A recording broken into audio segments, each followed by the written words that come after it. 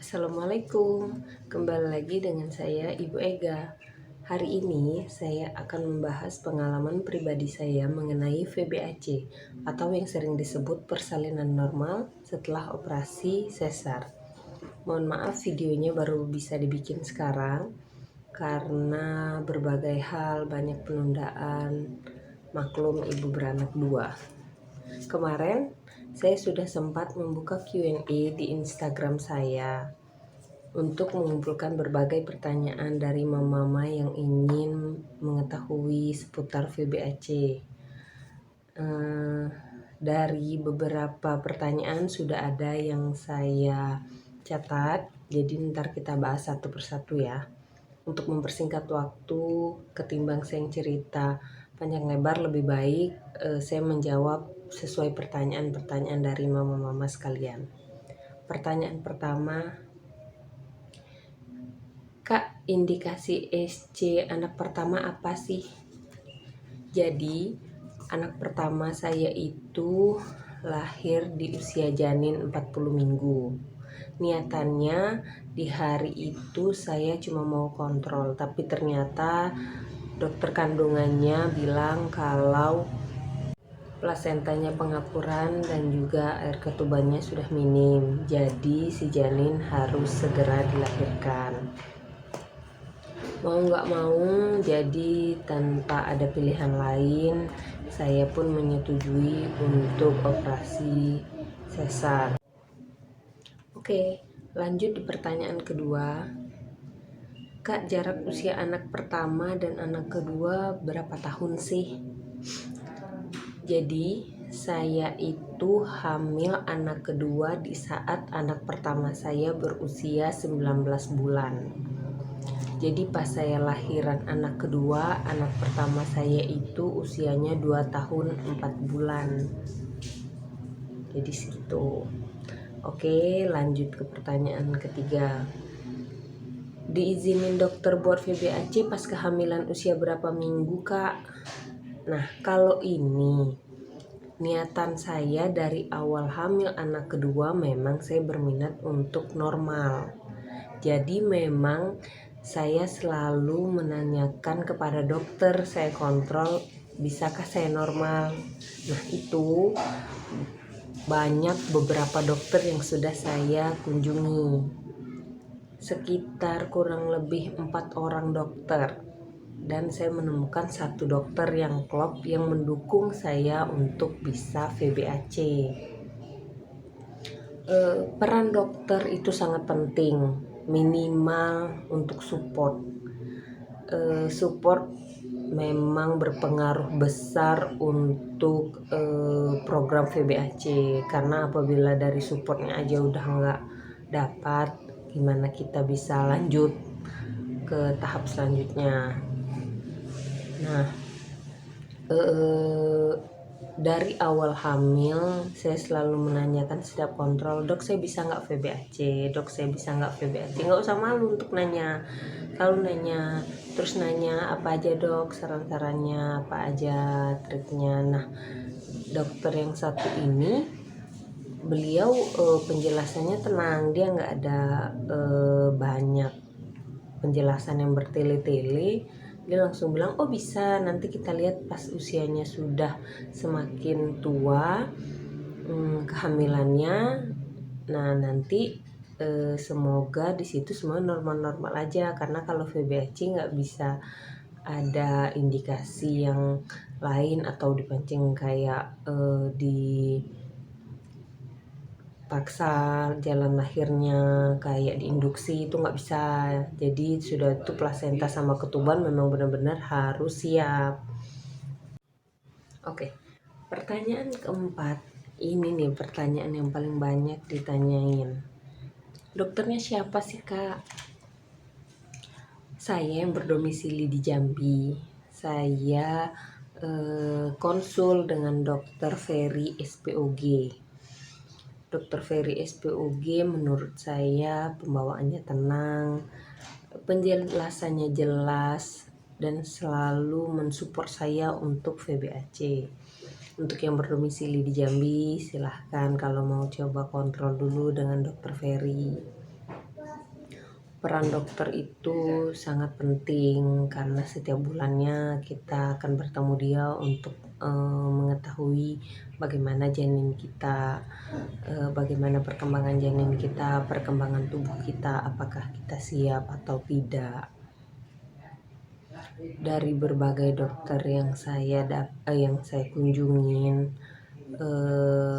mungkin tidak semua yang di Jambi yang saya kunjungin, tapi memang dokter Ferry salah satu dokter yang ketika saya konsul saya menanyakan untuk saya berminat VBAC, dia mendukung, hingga persalinan pun dia mendukung saya dan mensupport.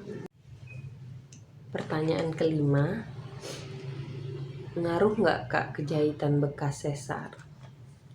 Alhamdulillah, dari saya hamil anak kedua sampai persalinan pun saya tidak merasakan apa-apa, tidak merasakan nyeri, tidak merasakan sakit. Bahkan setelah persalinan pun saya tidak ada masalah dengan bekas operasi SC saya 2 tahun yang lalu. Tapi saya nggak tahu untuk beberapa mama-mama yang pernah juga VBAC atau ada masalah atau ada keluhan. Tapi untuk saya pribadi saya tidak ada merasakan apa-apa, alhamdulillah.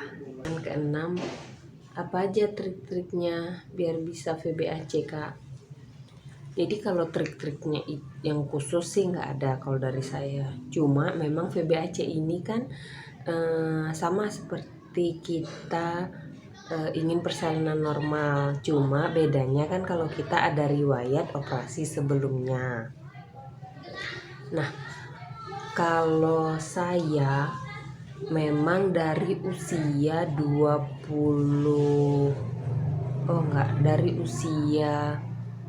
30 minggu janin saya sudah mulai banyak jalan. Saya sudah mulai banyak jalan trimester ketiga ya. Saya sudah mulai banyak jalan pagi, jalan sore, kurang lebih setengah jam. Kalau nggak bisa jauh-jauh bisa di depan rumah, keliling halaman rumah. Saya sudah mulai main jimbol yang kayak di sini ya. Jimbol itu besar loh pengaruhnya. Saya pun mengakui kalau untuk yang sering nyeri pinggang, sering ada keluhan tulang ekor waktu kehamilan, nah jimbol tuh lumayan mereda. Sambil duduk sambil nonton main jimbol, kalau saya gitu. Main jimbol dari trimester 1, trimester 2 saya sudah main jimbol sesekali. Terus di ujung-ujung kehamilan usia 34-35 saya sering saya sering senam hamil. Terus saya sering senam hamilnya di mana Kak? Kan lagi pandemi, senam hamilnya di rumah, nontonin YouTube sambil senam hamil. Terus saya sering jalan tuh, semakin usia kehamilan makin tua, jalannya saya perbanyak, temponya saya perlama, jadi yang biasa setengah jam jadi sejam, agak lumayan jauh. Itu harus banyak jalan memang. Terus gerakan-gerakan membuka panggul, nanti di video ini saya selipin apa-apa aja gerakan-gerakan membuka panggulnya. Terus di ujung-ujung kehamilan yang sering orang bilang sering berhubungan suami istri. Memang seperti pada umumnya kayak gimana orang berusaha persalinan normal. Kenapa yang anak pertama tidak? Anak pertama itu memang saya tidak merasakan kontraksi sama sekali. Di anak pertama memang saya akui saya malas jalan, saya malas gerak. Nah di anak kedua karena memang niatan saya yang cukup kuat, saya banyak ngelakuin gerakan-gerakan untuk bisa persalinan normal. Nah memang usaha tidak pernah mengkhianati hasil, jadi nggak bisa cuma dengan niat, memang usaha. Balik lagi sama kayak VBAC, memang harus hati yang yakin, kita percaya tubuh kita kuat, kita percaya janin kita hebat, dan kita percaya Tuhan pasti menolong kita. Nah, itu yang selalu saya tanamin ke diri saya, aura-aura positif itu yang selalu saya tanamin ke diri saya, pikiran positif, saya bisa selalu itu. Jadi mau apapun omongan orang, mau apapun penilaian orang, sebelum kita VBAC, gak usah didengerin, yang pasti kita yakin ke diri kita. Support orang terdekat itu penting, seperti suami, orang tua, minimal mereka mendukung kita untuk VBAC, jadi kita pun semangat dengan usaha kita. Pertanyaan ketujuh, ada syarat-syaratnya nggak Kak waktu mau persalinan?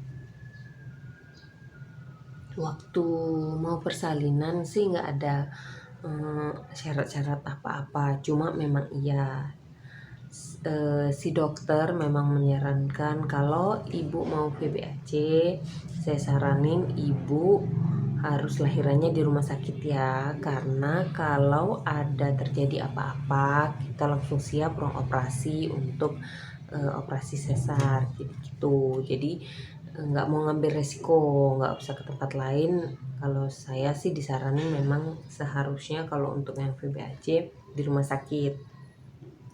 Terus si bidan yang mendampingi saya sewaktu lagi masa kontraksi selalu melaporkan perkembangan janin saya, perkembangan pembukaan kepada dokter.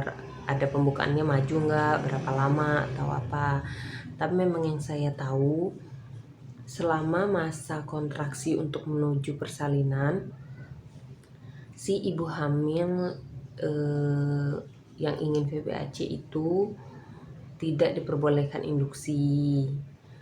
Pembukaannya harus alami, terus ketubannya harus pecah sendiri, pecah alami, jadi nggak boleh dipecahin sama si bidan.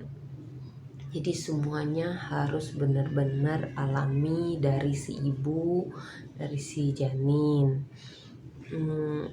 Kalau dibilang gimana Kak rasanya, wah nikmat banget. Tapi alhamdulillah setelah semuanya terlewati pun benar-benar bersyukur, karena rasanya puas sudah mencoba gimana rasanya lahiran secara operasi dan gimana rasanya lahiran secara normal. Kepuasan tersendiri, dan akhirnya percaya kalau memang kita yakin pasti kita bisa. Waktu sudah pembukaan 9 mau ke 10, si bidannya sudah nelfon dokter Ferry. Dokter Ferrynya sudah di jalan, tapi anaknya keburu sudah keluar alhamdulillahnya. Jadi pas dia sudah keluar beberapa menit setelah itu, dokter Ferrynya baru datang. Saya sih nggak masalah, karena memang yang terpenting saya selamat, anak saya selamat. Alhamdulillahnya juga bidan-bidannya sigap. Kalau ditanya lahiran di mana Kak, saya lahiran di Rumah Sakit Kambang Jambi. Oke, masuk ke pertanyaan terakhir. Kenapa mau VBAC Kak? Kan beresiko. Untuk beberapa orang mungkin menganggap VBAC beresiko. Untuk beberapa orang mungkin menganggap mustahil. Tapi balik lagi ke diri sendiri, balik lagi ke niatan diri. Jadi bukan karena ikut-ikutan, bukan karena apa-apa, balik lagi memang diri kita mau, diri kita yang bisa, diri kita nanti juga yang merasakan. Jadi semuanya balik lagi ke diri sendiri dan pasrah kepada Tuhan. Alhamdulillahnya tidak ada resiko yang saya alami, alhamdulillah sekali. Sampai sekarang tidak ada keluhan apa-apa yang saya rasakan setelah saya lahiran VBAC.